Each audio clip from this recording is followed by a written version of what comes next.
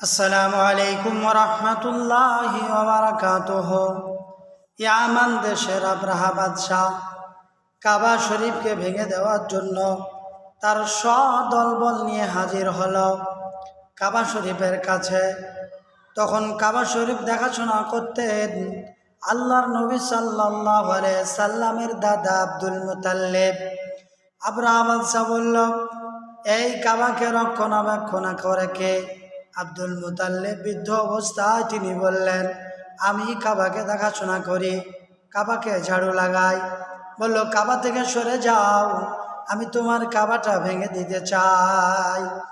আব্দুল মুতাল্লিব তিনি সেজদায় পড়ে গিয়ে আল্লাহকে বলে, আল্লাহ, তোমার কাবাকে তুমি রক্ষা করো, আমার হাতে কোনো অস্ত্র নাই, কোনো মানুষের জোগাড় যন্ত্রণা কিছুই নাই, কিন্তু ইয়ামান দেশের আব্রাহা বাদশাহ বলল কাবা ভেঙে দেব, তোমার কাবাকে তুমি রক্ষা করো। এই বলে তিনি সরে গেলেন। আল্লাহ পাক বলল, আব্দুল মুতাল্লিব, চিন্তার কোনো কারণ নাই, আমি আল্লাহ, আমার ঘরকে রক্ষণাবেক্ষণ করার দায়িত্ব আমার। সম্মানিত বাবা জীবন, আমার ভাই সকল, তখন আবাবিল পাখি তৈরি হলো।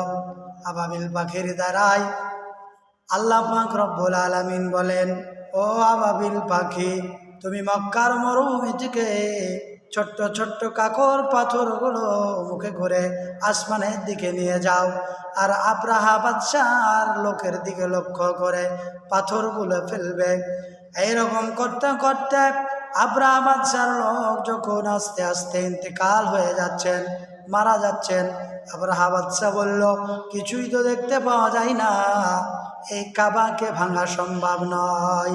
তাই আল্লাহ পাক সূরা বিলফিল নাযিল করেছিলেন। এই বিলফিলের মধ্যে তাফসীরের মধ্যে পাওয়া যায়, কাবাকে ভাঙতে গিয়ে নিজের দলবল যেটা ছিল তারা সবাই পালিয়ে গেল। বলেন সুবহানাল্লাহ।